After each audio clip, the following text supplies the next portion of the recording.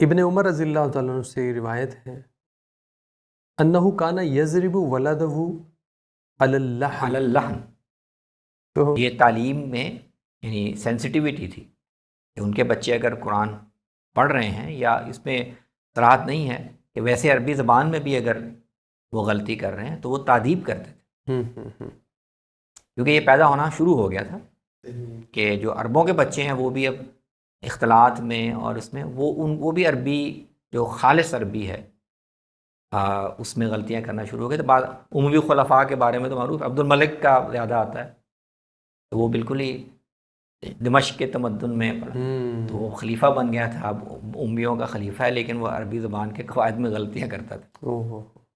तो वो ये बता रहे हैं कि इब्ने उमर अपने बच्चों को अगर वो बोलते हुए या हो सकता है कि कुरान पढ़ते हुए तो वो बाकायदा तादीब करते थे। मार तो मतलब ये कुछ थप्पड़ लगा दिया, कुछ कान खींच दिया, जितनी बच्चों की तादीब जी हो जी सकती है हो ताकि सकती वो मुतनब्बे हों कि ये गलती गलती नहीं दूर करनी। करनी है। बिल्कुल सही, बिल्कुल सही।